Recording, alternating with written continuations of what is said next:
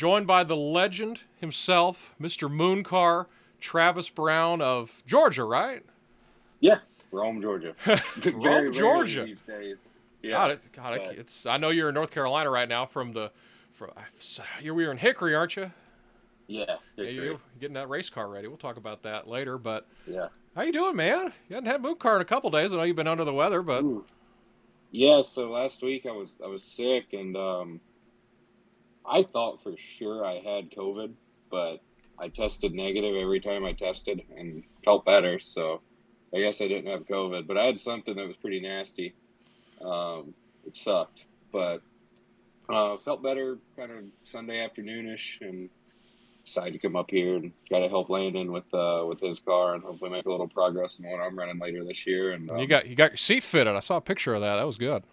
well, I still don't think we're going to roll with that one. The hips didn't feel too good in that one, so I'm sure we'll talk about that a little later. But Yeah. yeah, I hopefully we'll be back to streaming soon. Maybe tomorrow night, which I don't know when this will come This will out. come out. But This will come out on Monday. I don't know what day it is, but for reference, okay, this is Wednesday the 15th when we're recording this. okay. So if I streamed on Thursday the 16th, things went according Might to have plan. And might have a few if I moon didn't cars in stream, by then then.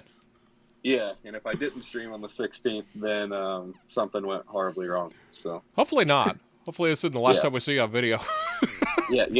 yeah. Hopefully not that horribly wrong. Hopefully it's just technical difficulties. Hopefully Yeah, so.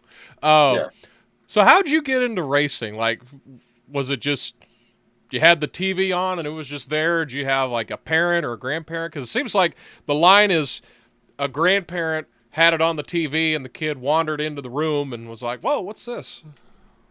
For me, it was mainly my parents. Honestly, my parents were really the only ones in my family even into it at all. Um, so I was always just in the living room with them while they watched it and watched my dad hoot and holler over on track happenings. And probably similar story to most people who grew up NASCAR Was it? fans. So did you just go to a bunch of local short tracks in Georgia? Because I know there's a few.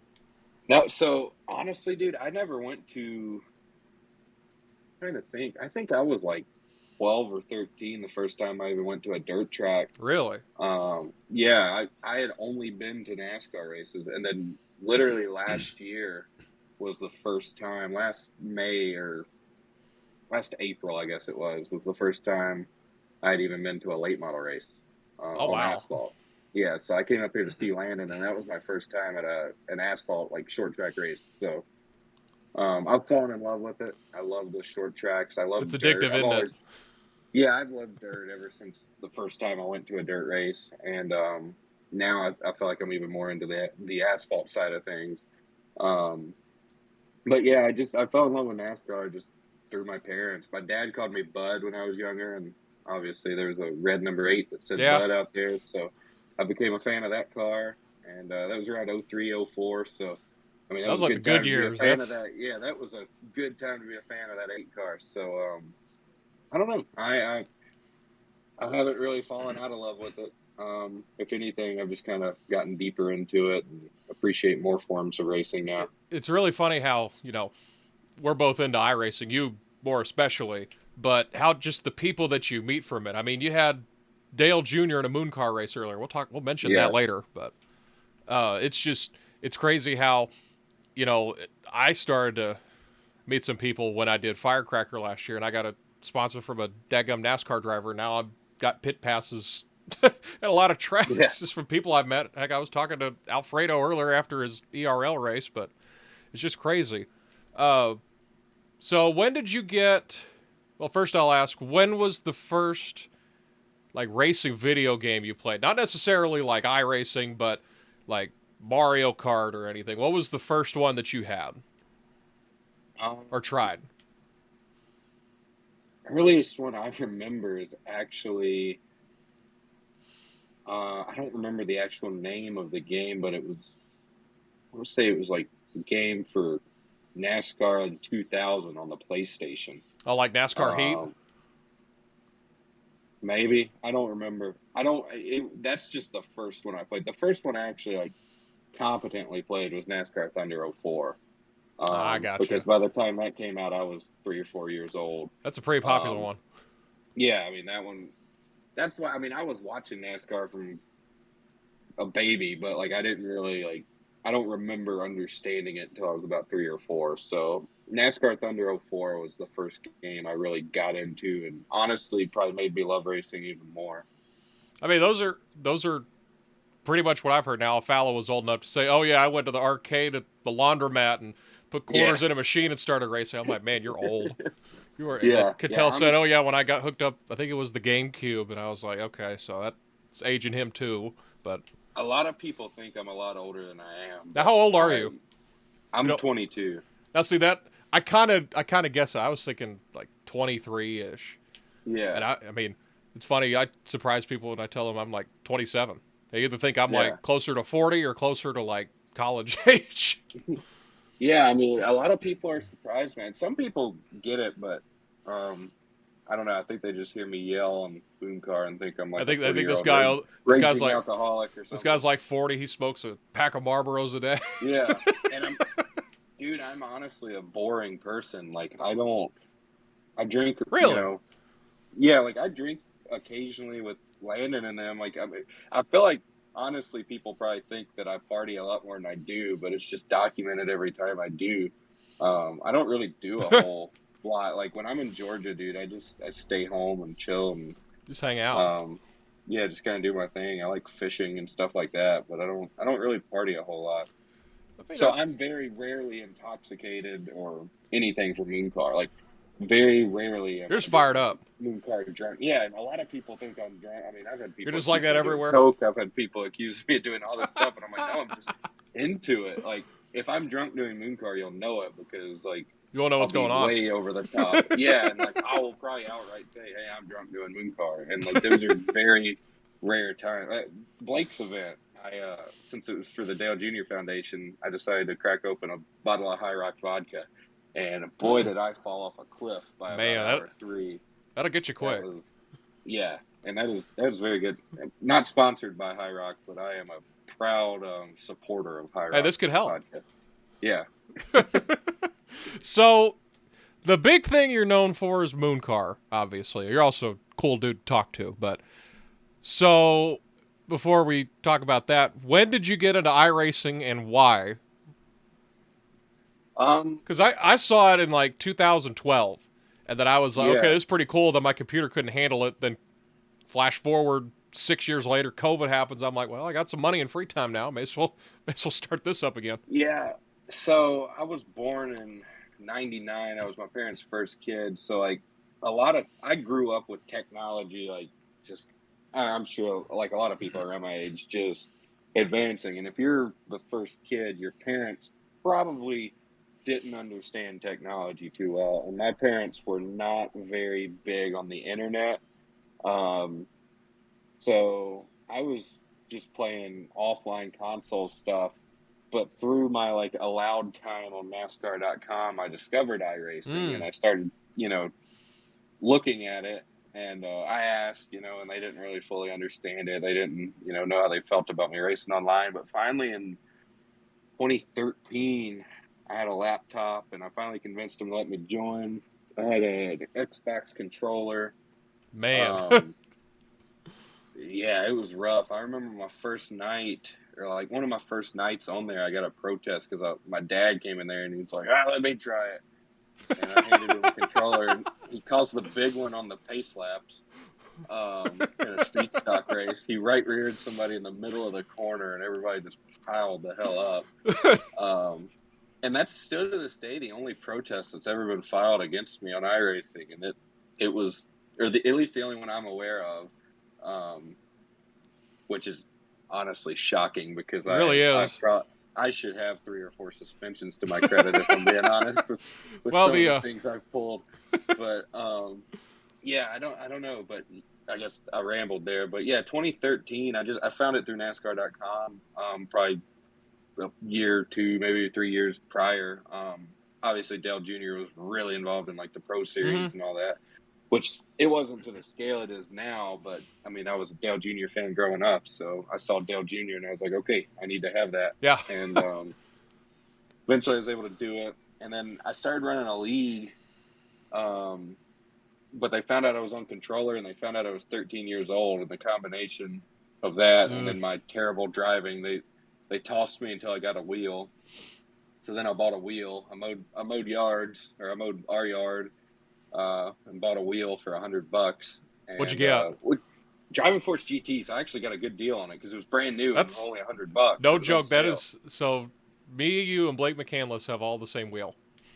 Really? Yeah, I have a drive. I got this in 2008, and it still works great. I Okay. still got the same So pedals with it, except there's a little crack on like the edge of the throttle because I use that. yeah, That's the loud pedal, but mine gave out on me, and I years ago I got a one of them Thrustmaster wheels and pedals for Christmas, but hmm that's still what I use. I don't have like a very extravagant rig or anything. I just have a wheel stuck to a desk and some pedals that's on I the mean floor. that's usually enough. I mean, I'll see people Yeah, post on Twitter, or they'll have it on the countdown to green for the Coke races. Like guys will have like a $10,000 motion rig, and then they'll show somebody else. It's like got one monitor strapped to an IKEA desk, and it's just like, dude, I've found too, like just browsing like iRacing Facebook streams and Twitch streams, or even iRacing Facebook groups, or just being in leagues and being around the community.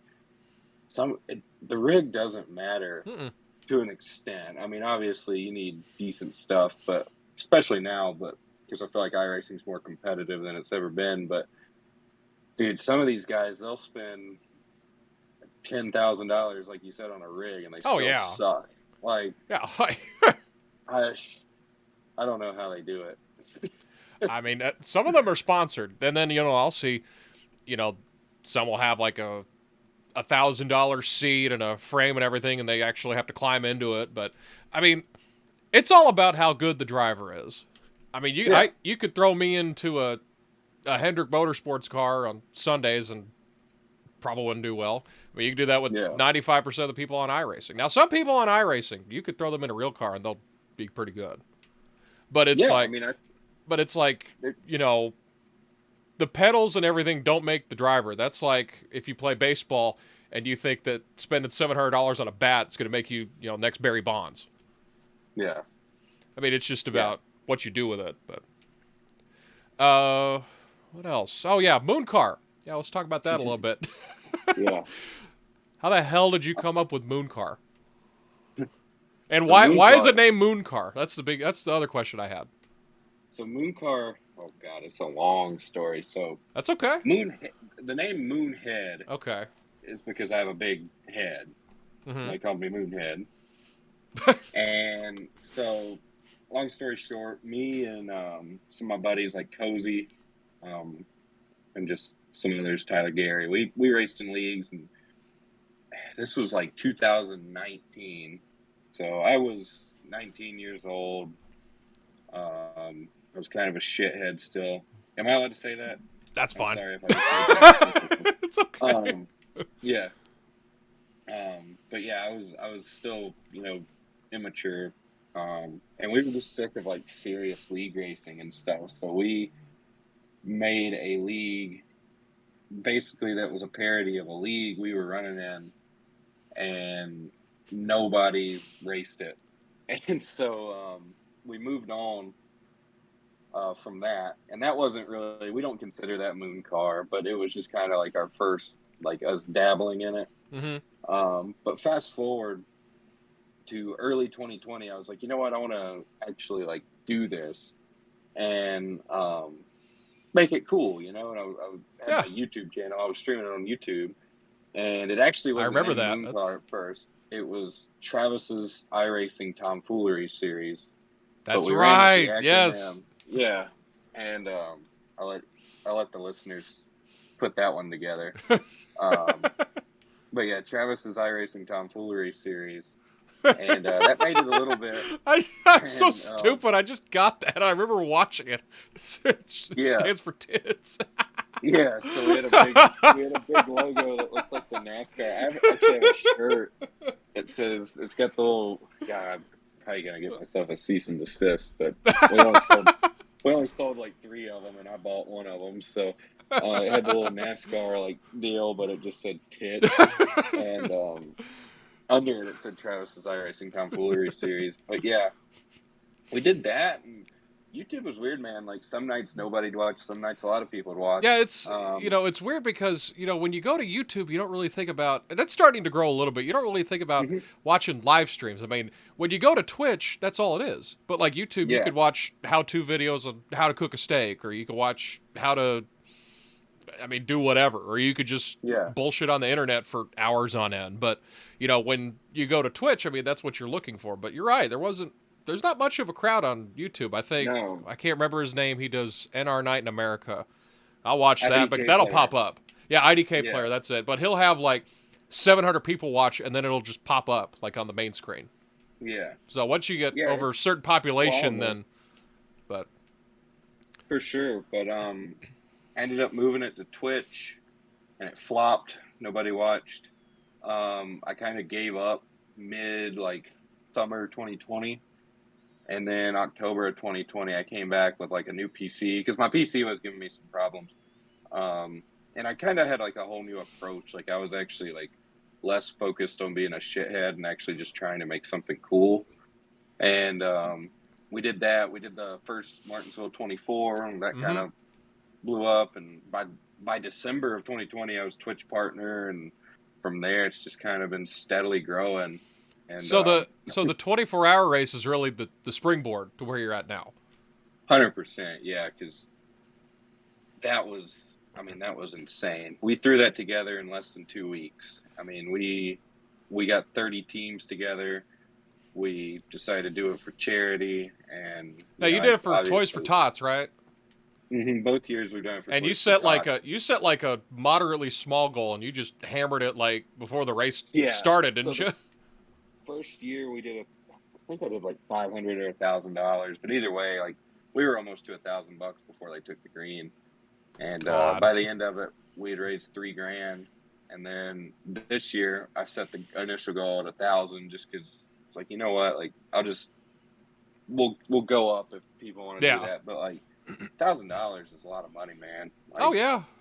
so, especially to raise in a 24-hour span on an iRacing stream. And by the end of this year's, we'd raised over $6,000. So, or I guess last year's we'd raised over $6,000. So I don't know what we're gonna set the goal at this year, but Might need to add a zero to it. I'd really, man, I could see I'd it. love to, I'd love to raise Because I mean, 10 grand.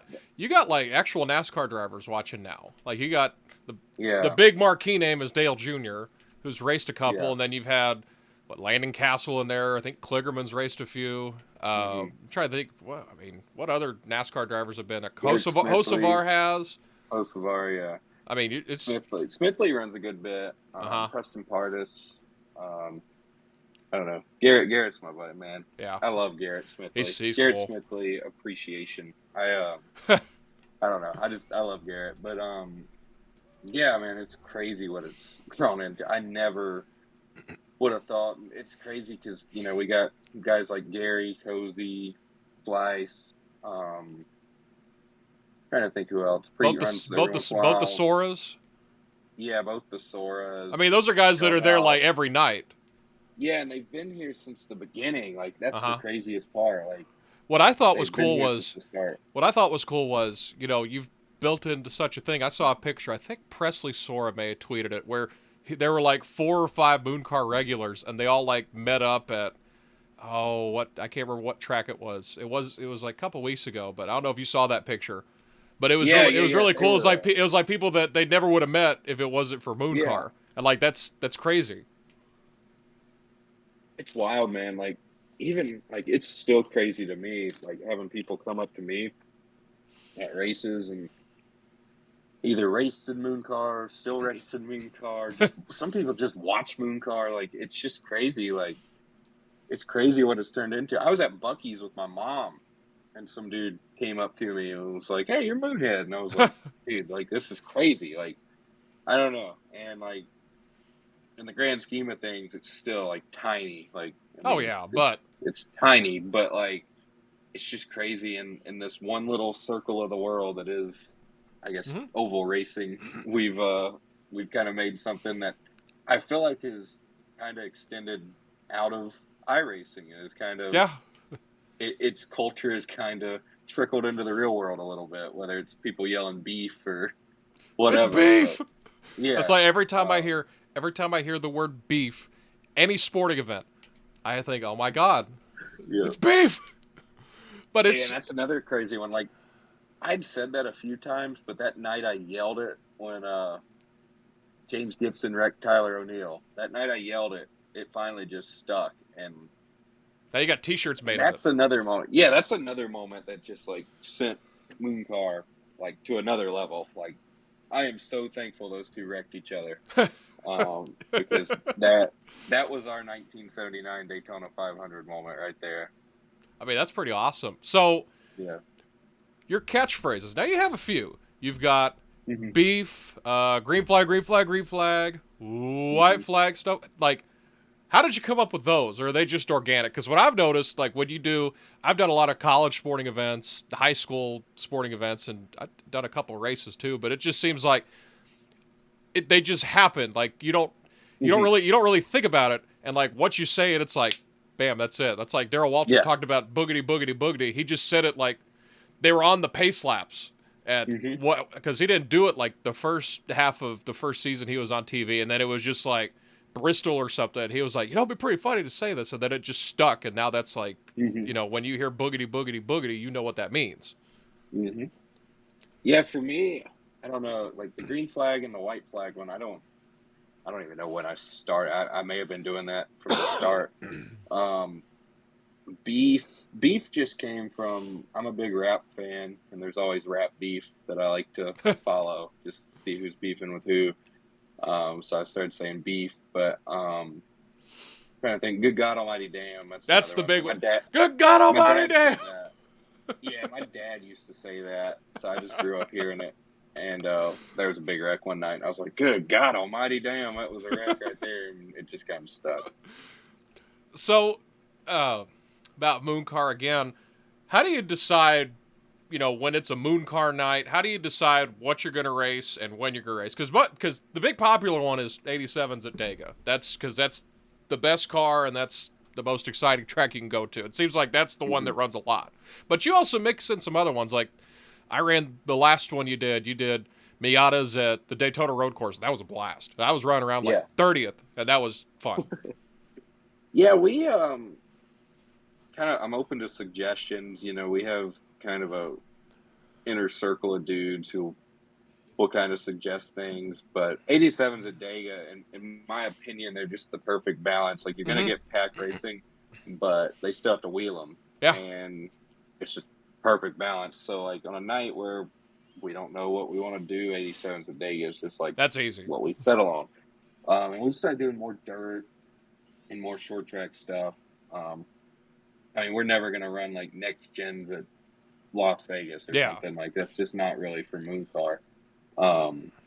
But like you try to pick stuff that's realistic, but it's also not like it's user friendly. Like anyone could just hop it, like see it's pulled up on the hosteds and then just hop in. Pretty much. Like I want stuff that's competitive. But I also want the better drivers in the field to be able to display their talent. That they have talent. And I think we've found that's another reason why I love 87s at Dega. Like, we have guys who just send it. Like, you'll see stuff in an 87 race at Dega and Mooncar that you won't see in an 87 race at Dega and, like, the official series. Like, because these guys, they've got it down. Like, I'll host a race and try to race with them, and they make a fool of me half the time. So, like, they've just got it down. And now that we've mixed some other stuff, we've seen who our dirt guys are. We've seen who our road course guys are. We've seen who our short track guys are. And then we've seen who our super speedway guys are. And then we've seen really who the guys who can just win on anything are. Yeah. And that's really cool to follow, man. Like, we want to start doing more of the all-star style stuff. We did our all-star race a few weeks ago, and it was badass. So I think we're going to do more stuff like that in the future as well.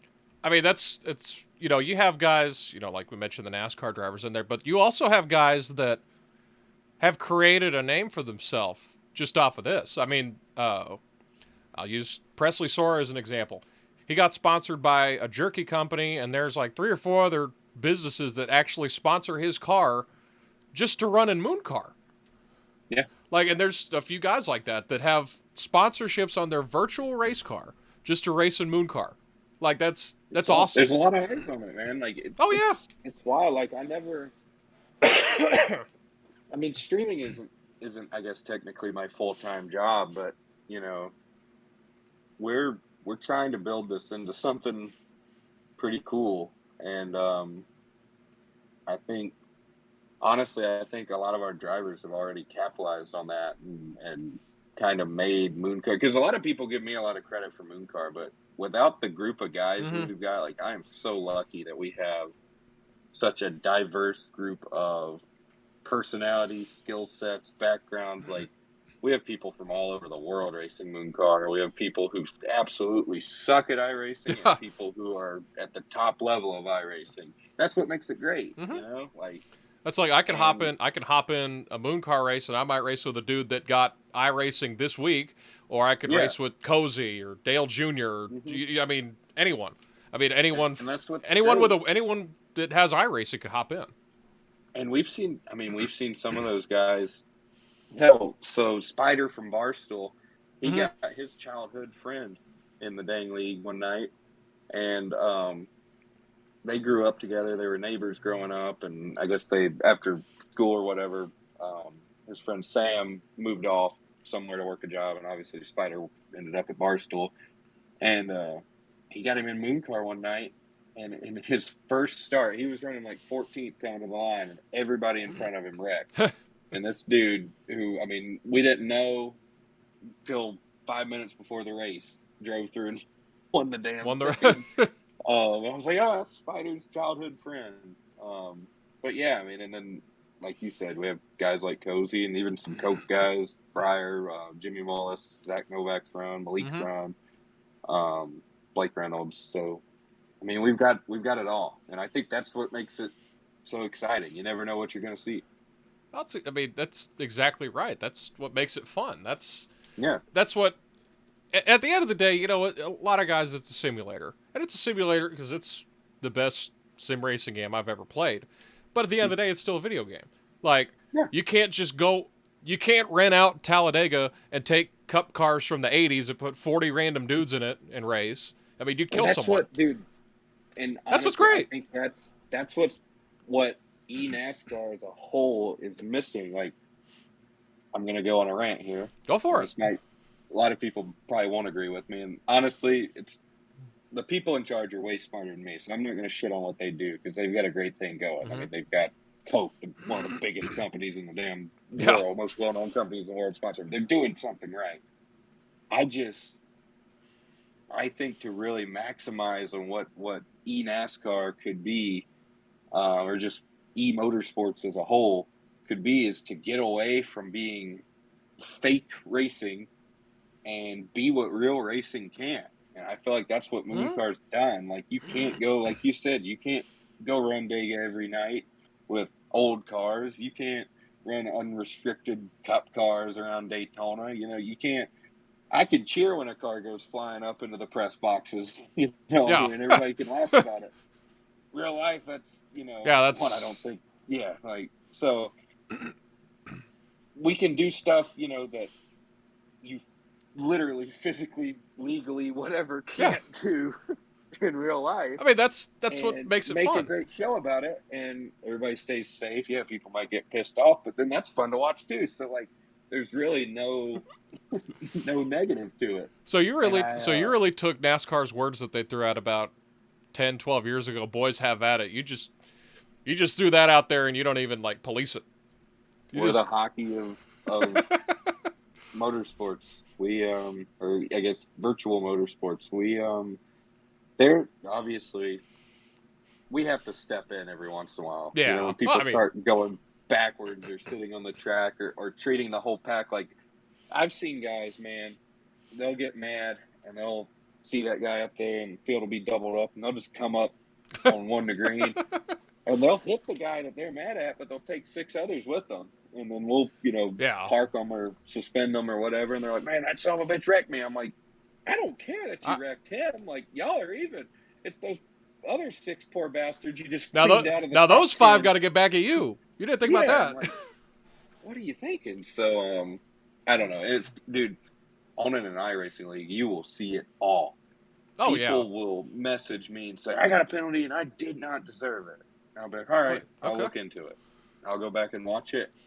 And I'll be like, you're lucky you didn't get 6 penalties. Yeah. Like, you're mad over 1. You did 6 things wrong in that time span. Said you did nothing wrong. Like, it's crazy, man. People really, they get, and a lot of them too, after they cool down, they're like, yeah, you know, I probably shouldn't have done that. But it's all in good fun. That's the other good thing. Like, you know, I probably ran 20 races in Mooncar, probably 20, 25. I probably got wrecked out of all but 2 or 3 of them. And I'm like, man, I'm so pissed. And sure enough, I'll load up and do it again. Yeah. I mean, that's the cool thing. It's like, oh, damn, I got wrecked. Okay, let's do it again. Yeah. Yeah, and that's the other, like I said, you know, we can do things real racing can. It doesn't even have to be the spectacular crashes where cars are flying 100 feet in the air. It's guys can wreck and they can come back out there and try it again, you know? Yeah, you can have a guy that was in the catch fence, star of the race, come back and win. Yeah, hell, we've had people flip, come back out there, and then flip again and call it a night. Like, I mean, we've had all sorts of stuff. So I don't know. I think eRacer has also done a great job with that kind of thing. With the firefighting, they do stuff real racing can't, and I think that's why they've been so successful. And they're really, in the grand scheme of things, few events they've done. They've only done what 3 or yeah. Well, they had their Roval events, League, but they've had their 2 firecrackers. They had a Carnomaly, and they did. I think they helped with the Hard to Drive 300 one year. But I mean, yeah, and everyone knows. as well. Yeah, everything that they've done, they've probably done less than 10 events, and everyone knows who they are. I mean, they got a team in eNASCAR. Like, yeah, they got 2 e-racer cars out there, and they've done probably 10 events. They've got the right bunch too. I mean, Parker obviously super smart guy, Landon super smart guy, and then Josh Mendoza, smartest guy I know. So they've got the dream team really working on it. So. Shout out to Josh, by the way. He lost his brother very tragically a couple weeks ago. Hope he's doing well. I had to talk to him in a little bit, but just putting that out there. Dude, man. He's a great dude. Very good dude. He's like, here's like the shitty people, here's everybody, and then he's like up here. Mm-hmm. Like, no joke. Yeah, Josh is a great dude. So, back to Mooncar. You'll have clips from it that go viral every once in a while. You know, like iRacing will post it. Well, this Dale Jr. guy loads into a race, doing 87s at Daytona, and he's in the air flipping. It's him, Sean Butler, and who was the third car in there? Was that Kyler Wynn, I think? So the whole field is wrecked behind them, and they're 3x3 coming to the line. Dale Jr. is literally staring at the start-finish line and wins the race, and you just go berserk because I think that was the first time that Dale Jr. won a Mooncar race. Yeah, it was his second start. And he ran the race right before that one, the same night. He was actually leading that one with 5 to go. It was dirt modifieds at the Charlotte Dirt Track, and he fenced it out of the lead, so he lost that one. So we did an encore. I was about to end the stream, and I was like, you know what? I'll do an encore. And he joined, sure enough. And damn if he didn't win it. It's very obvious. Scenario. It's very obvious, you know, if you tweet out the video, he's probably going to retweet it or something. But then I'm scrolling through Twitter and Facebook. I'm scrolling through, I think it was Instagram. And I see, like, the NASCAR Instagram page and the NASCAR and NBC Instagram page share the video of it. So did you know it? You probably had to know it was going to be viral, but you didn't think it was going to be that viral. Where like no, I mean, because Dale's run stuff on iRacing before. Oh yeah, he used to stream. So I thought it would. I knew it'd be a big deal. I'm not going to pretend I didn't, but I thought the extent of it would be okay. You know, he tweeted something initially after the race. He quote tweeted somebody's screenshot. It wasn't even one of my accounts. And gave Mooncar a shout out. I was like, okay, that's cool. I scheduled the clip to upload to go on my Twitter the next morning. I thought I'd wake up to a couple hundred likes probably because I figured knew I'd sleep in the next day because Mm-hmm. I'd been up late. Um, but man, when I woke up and Dale had quote tweeted that, and I think the tweet, was closing in on 1,000 likes, and then Dale, what was crazy about it was how Dale continued to interact with Mooncar stuff. He tweeted about me like 2 more times that day. He shared the NASCAR and NBC or iRacing post, one of them on his Instagram story. Like, I mean, he went way beyond what he Oh yeah. needed to do. I mean, the crazy part is, now he wasn't going to do this, but he could have just done nothing, and you wouldn't have Yeah. thought any different. It was Well, just awesome for him just to race. And to be honest, I always treat everybody who runs Mooncar, I try to treat them the same. Like, a lot of people were surprised by my interview, but like, I just want to treat him the same. So I didn't message him after the race. I didn't do anything like that.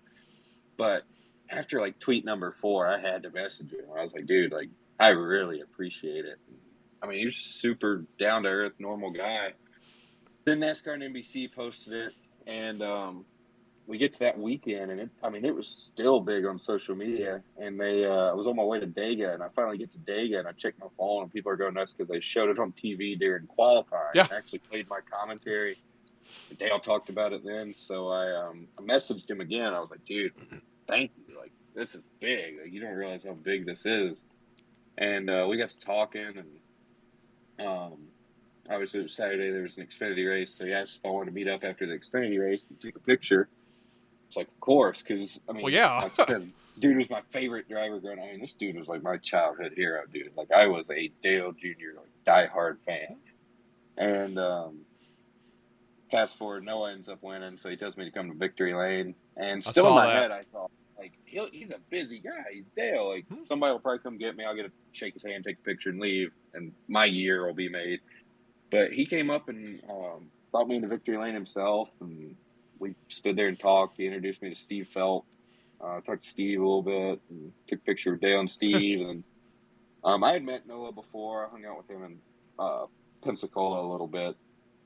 So, I mean, we don't really know each other, but he knew who I was. So when he saw me, he yelled Mooncar, and then me and Dale and Noah took a picture and talked to Dale a little bit more and then left. And ever since, man, I mean, he's a super normal dude. And I know there's tons of stories out there like that. Like, he's just so down to earth. If anybody in racing would get a pass on being like a stuck up dick, I feel like it could be Dale, because I mean, he's got so many people chasing him at all times, but he's just super, super normal. And honestly, with my involvement with the short track stuff, that makes me like him even more, because he is super invested in that. Like, unfortunately, I was sick last weekend while I was at Hickory, but he got there at like 2 p.m, from what I understand. He didn't just show up to sign autographs and leave. He got there like 2 p.m. and didn't leave till the racing was over.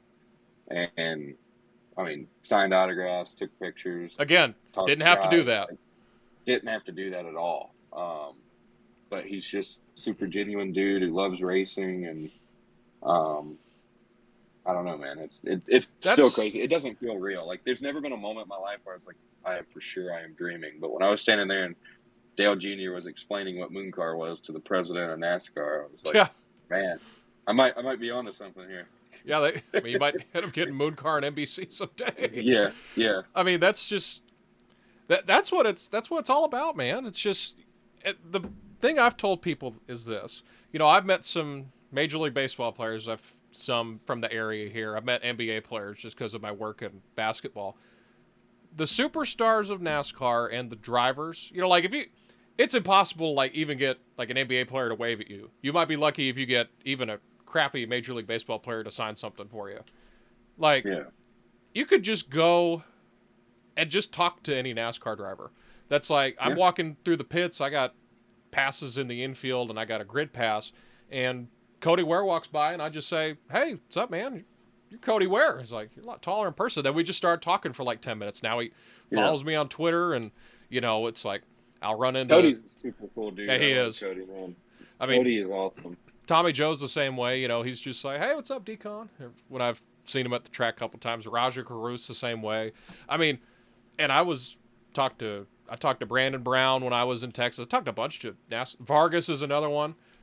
I mean, it's just like they're the most like down to earth dudes. It's like they're normal people. It's just they're better at driving a car than me, essentially. It's crazy. It's crazy, man. Like the doors that have been opened for me just to like meet these guys and hang out with some of these guys. It's been insane, and there's so many great personalities. And honestly, some of the guys you'd least expect, like when you hang out with them, are the most fun. You know, like it's just it's wild out there because it's such a fast paced environment and world, and I don't know. It's such a big. I don't even know what the word is. It's a melting pot. Such a big, a big industry, a big show. We don't always get to see, all these personalities and all these guys, especially in some of the guys who are in the, back half of the field and some of the underfunded teams. But you get to know some of these guys, man, and they're just super genuine and good people. So I wish there was a way that we could highlight those guys more because, I mean, there'd be fan favorites all through the field. Like, there's so many. Yeah, I mean, it's crazy. Because, I mean, obviously, the superstar, like, I like Chase Elliott. Like, I think, I think NASCAR's in a great spot with guys like Chase and Larson and Denny Hamlin and all these guys, Bubba, Blaney. Like, there's a lot of the star power guys who have their own. A lot of people say Chase has his own personality. I think Chase has his own personality. Like, you look at Bristol last year with him and Harvick. Like, that is awesome. Seeing the most popular driver, everybody loves being willing to hop out of his car and square up with one of the old guys. Like, I like that kind of thing. So, there's a lot of great personality in the front too. Don't get me wrong, but it's just, man, some of these guys in the back are just such cool guys. Oh yeah. Well, that's like, that it's also kind of opened the door to some personalities, like you said. I mean, we showed up, Daniel Suarez winning at Sonoma, and like the whole field's congratulating him. He's got a whole cheering section. He does a burnout and hops out of the car and punches a giant taco pinata. It's like, that's fucking awesome. And then, Ross Chastain, every time he wins, he hops on top of the car and throws down a watermelon. I mean, it's just, you won't see that in any other sport. Like, you won't see that hardly anywhere. I mean, it creates excitement. I mean, it's just, it's cool to see that because literally all 40 or, 36 or so of the dudes that line up every Sunday, they're all great personalities. Yeah. From like in their own way. Even the people who, I mean, there are some of them who are probably just dry, and I mean, but a lot of that is just the business side of things. There's a lot of corporate sponsors involved, and like, not everybody can be out, getting into fights after the race and all that. But yeah, I mean, there's a lot of untold stories, I guess, in racing of like how guys got to where they are. And that's why I love ARCA too. Like, that's great. It's kind of a rough series on a competition level, but I mean, you'll have a chiropractor and an old dirt racer decided to go ARCA racing, and then you'll have guys like Raja who have the potential to go really far in the sport and probably be a superstar one day. Like, I mean, do you have Raj, man? Like, he's incredible. He gets a lot of credit, but like watching him race in person, like to go from iRacing to limited Legends cars racing, to a handful of late model races, to ARCA, and to do what he's doing in ARCA, and then jump into an Xfinity car and now a truck. Like, it is, and I think he's even run some dirt now. You're in like a midget or a micro sprint or something at Millbridge. Like, he blows me away, man. Like, he is so determined and driven and just so, I guess, naturally talented. He's just a good dude on top of that. That's what Tommy Joe says. He's like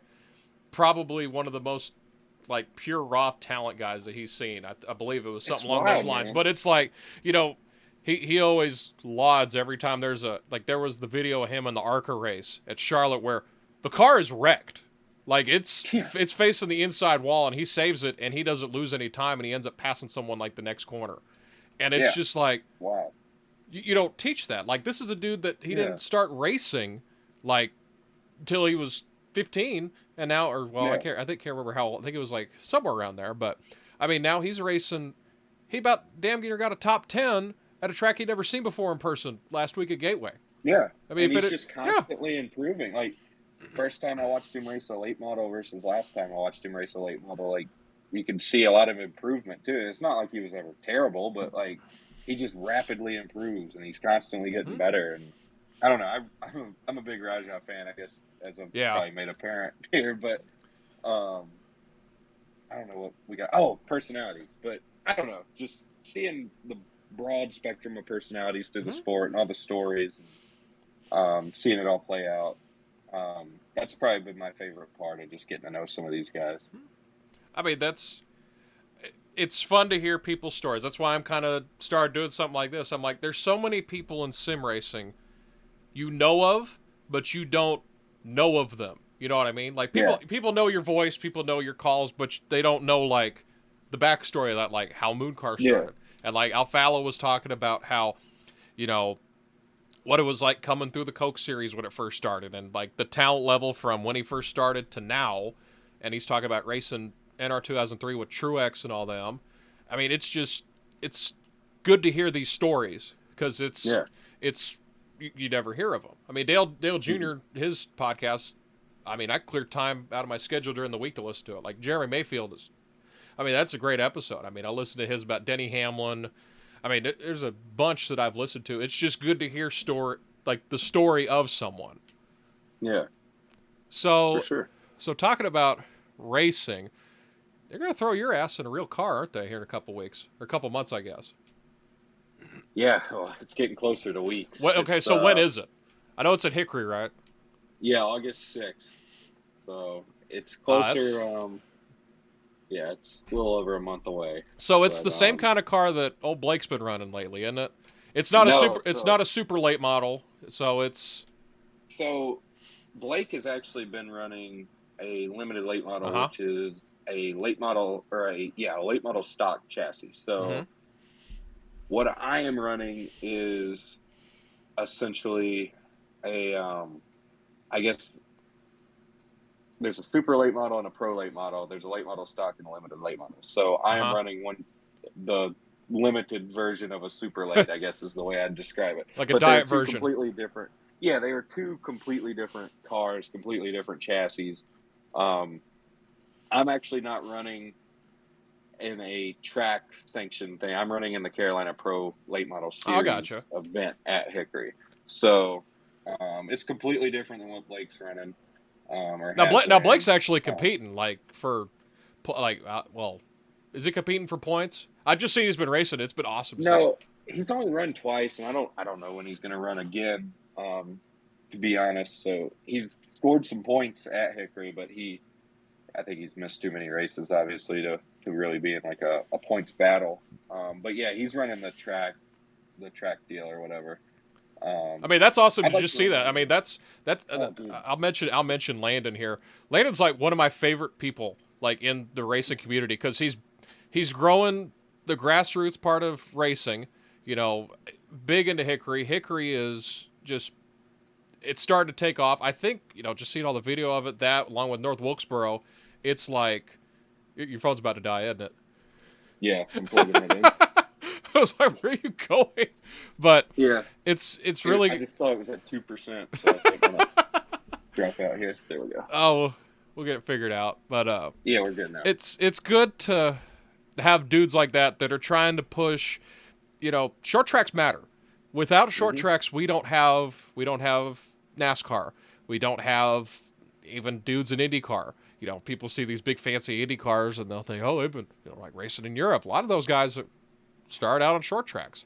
I mean, we don't have Josh Berry's of the world without short. I mean, a lot of these guys started out at short. I mean, Hickory's the birthplace of NASCAR, pretty much. All the grocery list of NASCAR drivers that have raced there, and who knows if they're racing there now, it's amazing. Yeah, and dude, what Blake did. He obviously, I don't think the second race went how I wanted it to. Just bad luck on the tires and battled hard back there. But still, man, the way he was able to just jump in one test, run fairly competitive lap times, and then go out there in his first race. I mean, car don't if the exhaust doesn't have its issue, he probably finishes Yeah. fourth. I mean, And it's against guys that have been doing this for a while. It's not like he's racing against the he guys like him. He was on the rear bumper of the points leader that first week when he had to pull in. So, I mean, I hope he gets more chances. Yeah. I really do. Now, I think he can here's do the some thing. good things. Here's the thing I'll say about Blake McCandless. Hell of an announcer.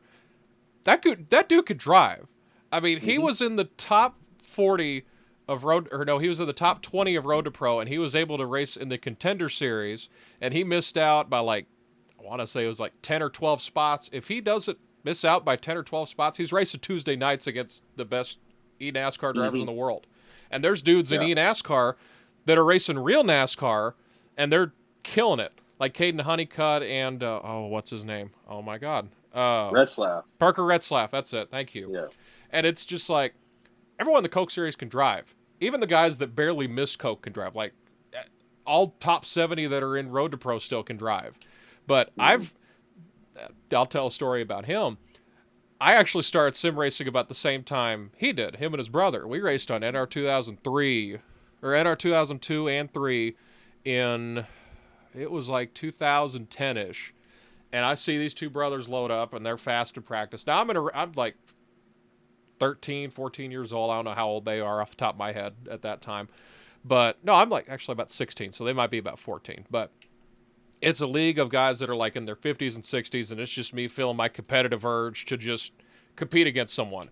And they come in like, they're slow at first for like a month, and then they're like leading the race every single time by the end of it, to the point where they're getting accused of cheating. It's like, they're just that good.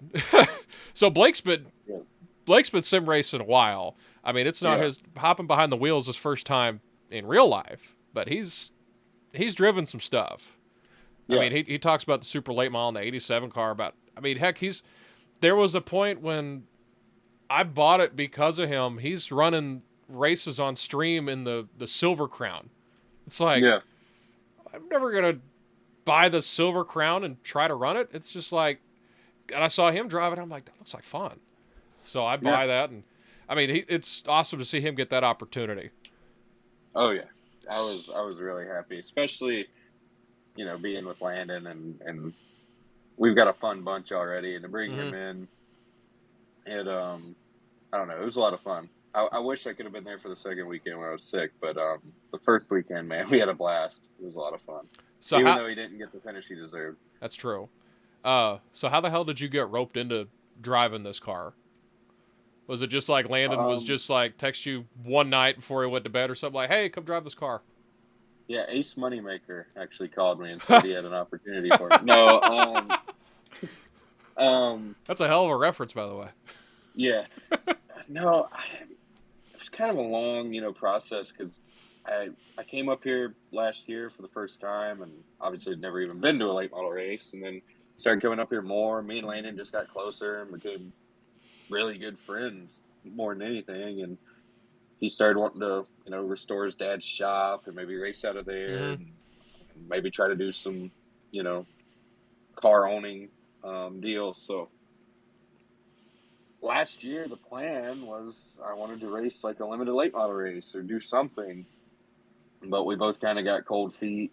The situation just wasn't right. I was obviously had to find some money to really make the deal happen. But fast forward, he buys the Pro Late this year, and it wasn't the plan for me to race it, but I went and hauled it for him, and we got it over there. And the more I thought about it, I think in the back of his mind, the more he thought about it, it was just the right fit. And I was on my way home from Daytona, Daytona 500 this year. I was sitting in traffic, and I had kind of gotten some money together, and I called him. I was like, hey, let's do it. I got X amount of dollars, let's do it. And we decided to run the Pro Late, and now I got Chad Sloop sponsoring me, Shenandoah Shine guys sponsoring me. Hopefully we can bring a few more people on board, but we're wrapping her in real tree camo and throwing a bright orange I saw that 37 on the side of it, and we're going racing. So I saw that you were like, I want to race a camo car, and then somebody did a render of one, and you were like, that's it. Yeah. I was like, somebody sponsor me because I knew, wraps aren't cheap.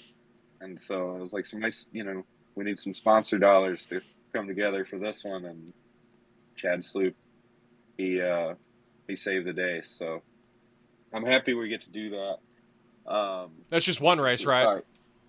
Yeah, so far, but I want to do more. So I was making sure my phone was Oh, actually you're good. charging. I I am really tired too, by the way. I know you can probably tell. I have been up for a very long time. Yeah, so far it's just one race, but I don't want it to just be one race. I'm hoping to run again. Carolina Pro comes back to Hickory in October, so I'd love to run again. Maybe run a limited race or something. I don't know. I do want to race. It's something a lot of people think it's a joke, but like I do want to take it serious. It's something I've always Well, wanted yeah. to do, and now I'm in the position to be able to do it. So I want to make the most of it. I mean, it's a chance that a lot of people dream of. I mean, even though it's on a Yeah, smaller scale, but it's and like you're racing the birthplace of NASCAR. You got a dude that's got NASCAR experience helping you out. I mean, you got the stuff to and I'm succeed, and it's like you're in a good we're coming situation. in hot. We are definitely coming in hot because I'm running Carolina Pro late model series, which that's 100 laps in the August heat at Hickory. Oh So man, that's going to be fun, especially for a big boy like me. you go down a But jean size that day. yeah, I've been working. I'm trying to lose a little weight, but to be honest, I feel like it's almost something you can prepare for it, and I'm doing the best I can. But there's just some aspects of it I'm not going to be able to prepare for until I just do it and I've experienced Yeah. it. So, um, I've talked to a lot of people about that. Honestly, the people who give me the most shit about like my appearance and saying I'm not going to be able to do it are people who have never driven a race car. Yeah, So that's I don't true. really care what they say. Even Those if you get people who even have, if you get wrecked on the pace lap, you still drove a race car. yeah, and I hope that doesn't happen No, I because I don't. don't. Yeah, knock on wood. Yeah, But yeah. I don't know. I don't have the money a lot of these late model kids have, so I gosh, can't be tearing shit up. But that's the other thing, man. Like I just want to complete all the laps. Like really, I don't even know that I necessarily want to set like a finish goal other than finish the race. And I want to go. I'm not going to go out there and putt around. Like I'm going to you're go gonna out there and send I'm it. going to try to race and send it, but I'm also not going to be an idiot. I'm going Yeah. to know my limits and be out there to learn. And I want to get better every lap. Hopefully by lap 100, I'm better than I was on the opening lap and ready to come back and do even better the next time. I mean, that's a fair goal to set because Yeah, famous saying, "Finish first, you must first finish."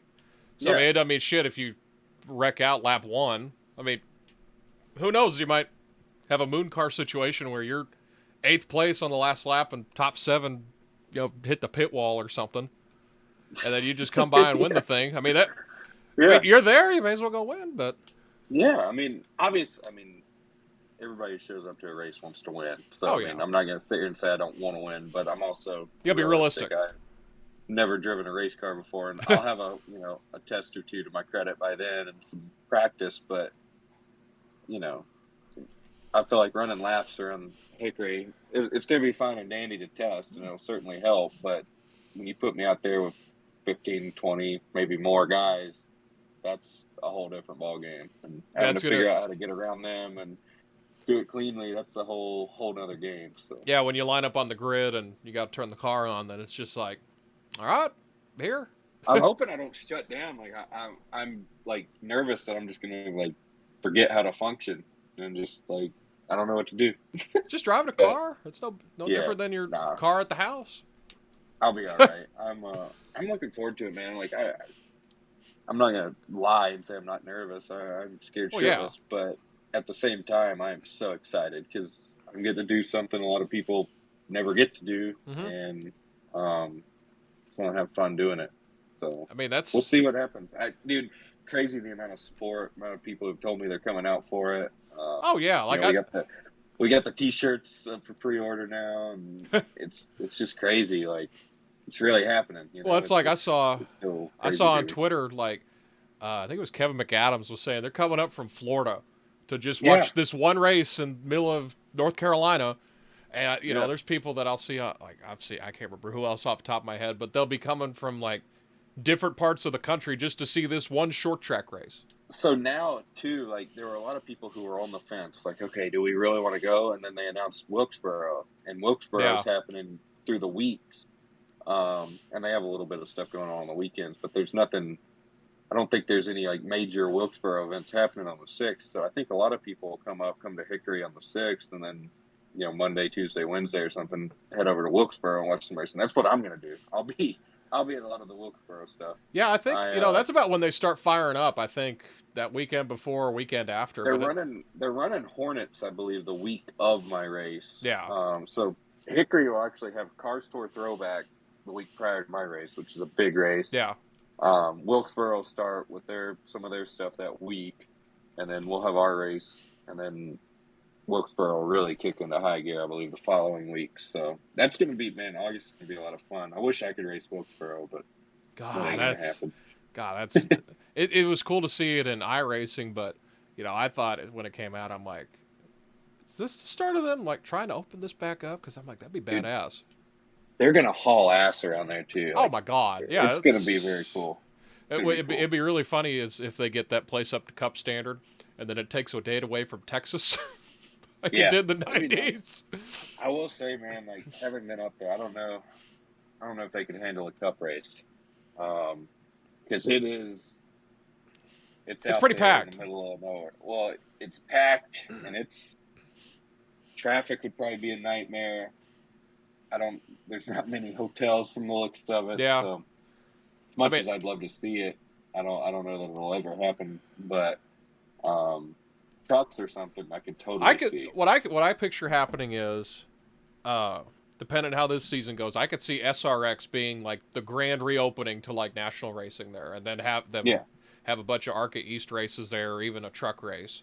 Hell, I mean, they put a racetrack in the middle of the LA Coliseum. Maybe that becomes like the new Clash every year, and that'd be enough. I mean, it's not not a lot of people surprisingly are not asking for it to have like a straight up Cup date. Now, I don't think anyone would complain about that, but they're just wanting to see it raced again, because it's like that was one of like the crown jewel races. Not the crown, but that's like it's a big deal if you won there, or you raced there.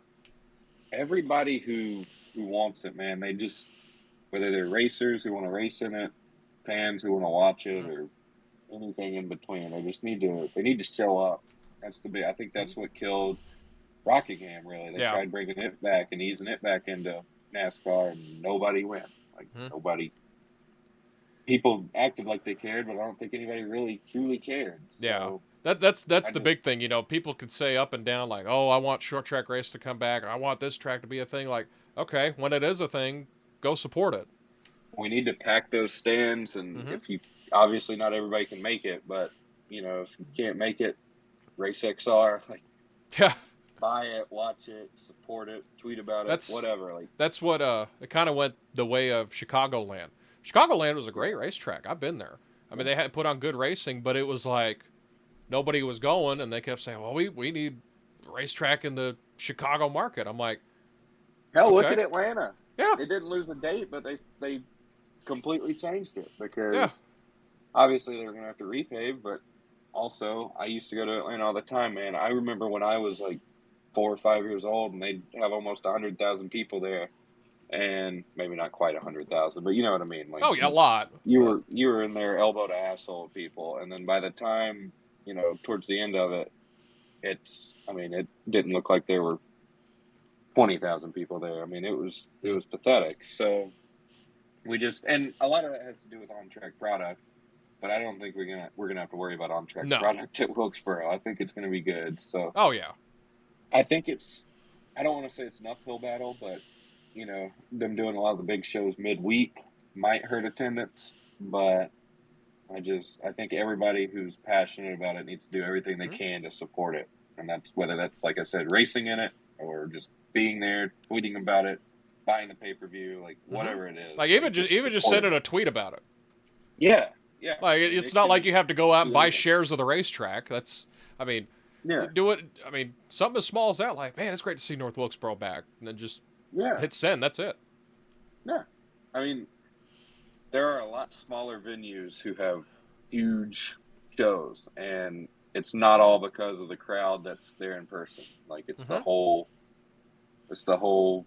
I mean, look at the Chili Bowl. Like social media that week is great. All you Oh see yeah. is the Chili Bowl, and people from all over are tweeting about it. And then obviously, I want to go. Like that makes people want to go, and that in turn, I want to go. I'm gonna try to go to the Chili Bowl next year. I think a lot of people try to go to the Chili Bowl because of the stuff they see online. So, I think that's the way everybody's got to approach it. If you really want to see it, you got to be all in and support it.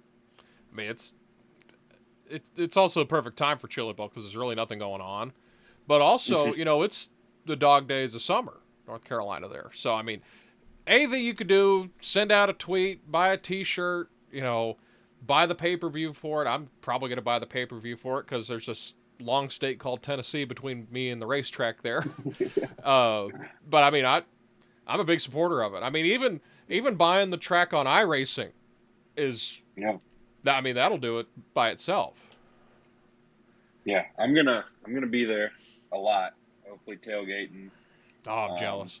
I think there's gonna be a lot of people there. So hopefully so. That's another thing. Going back to Dale earlier, he's a big supporter of this, and I think he'll help it gain a lot of traction on social media. But it really is. It's a community effort, I mean, that's the biggest thing on short tracks, man. Like something me and Landon have talked about. Me and a lot of people have talked about. And Landon is really good about that. He's done way more for short track racing than I have, but just bringing eyes and attention and really trying to capture the younger audience too, because there's a lot of older people who've been coming to short tracks for 30, 40 years, but you get that new audience in.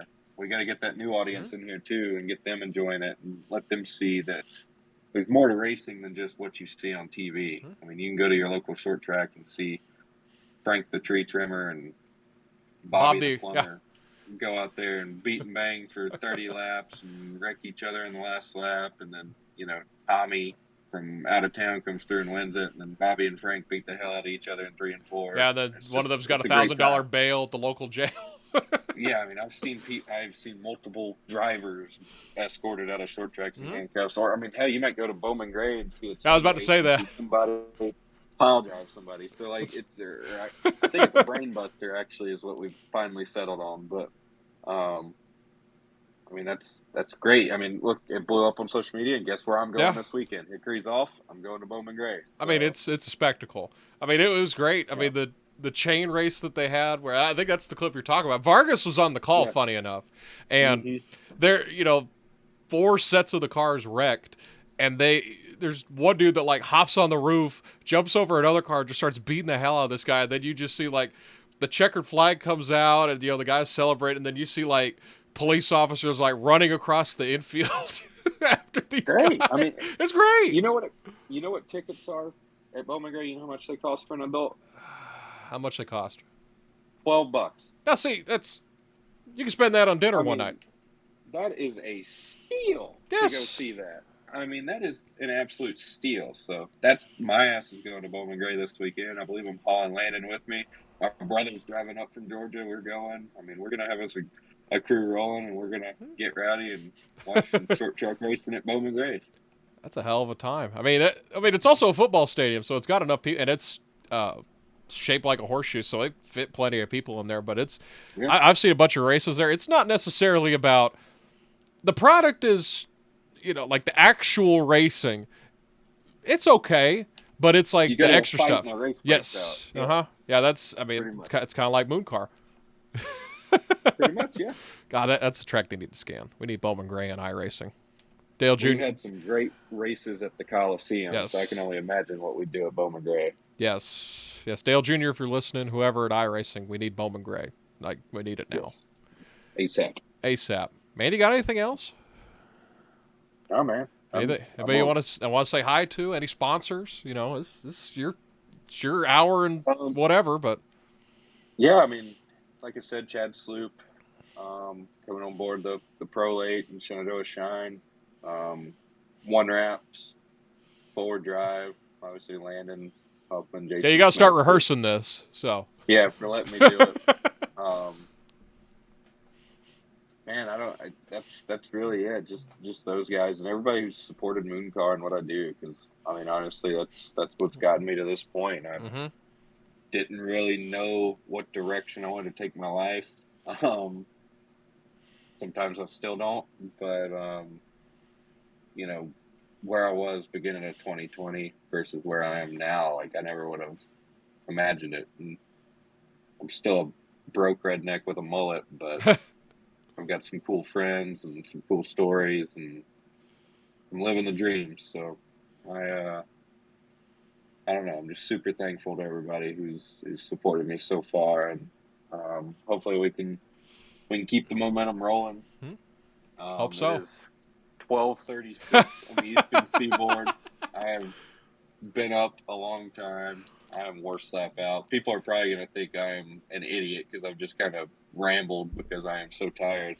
But Screw it. Who yeah, I cares? don't know. I really appreciate you having me on Hey, though. man. This You has know, been a really fun conversation. it's been great. How I long mean, have we been going? an hour and 10 minutes or so. It doesn't even feel like that. It feels like, Oh, it actually, doesn't. it Feels like feels, it 20 feels like, minutes. yeah, it feels like 20. But I mean, when it's interesting conversation, like it's Yeah, just you just forget you're recording this and sending this out. But that was the plan. I had Cattell like want to be the first one because he's entertaining.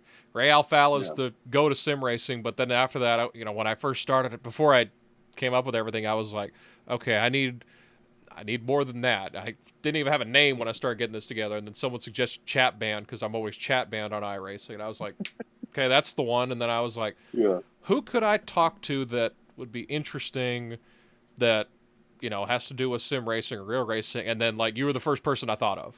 Now there's a few others that I've thought of.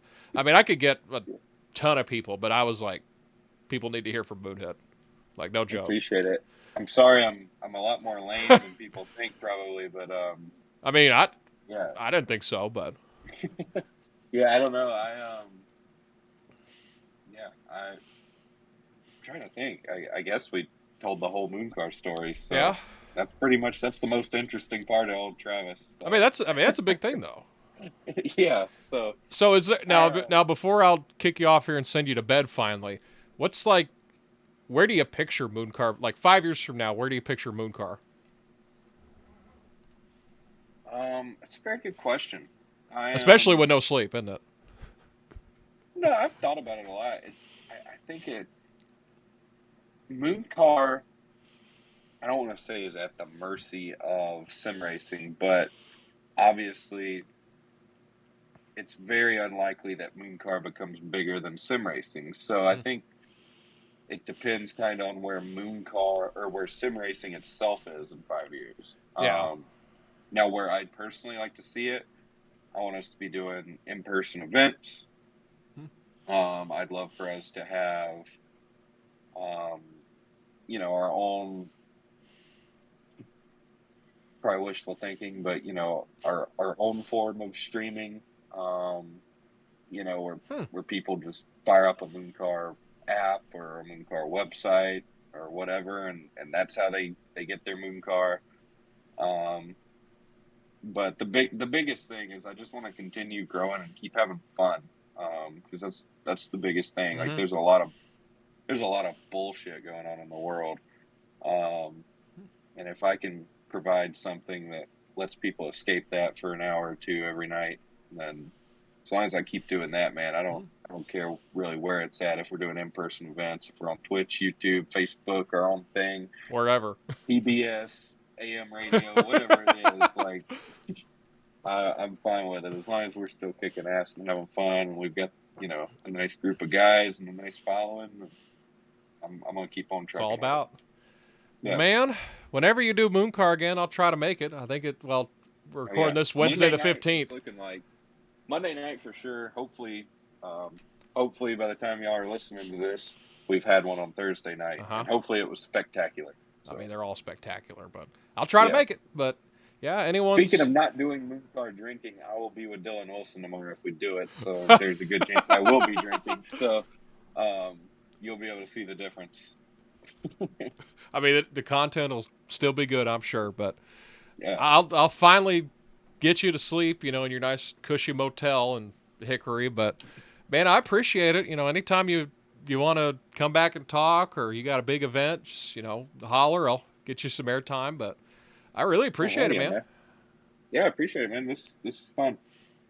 All right. Travis, the GOAT. No, that is Ray Alfalla. Yeah. Travis Moonhead Brown, man, I appreciate it.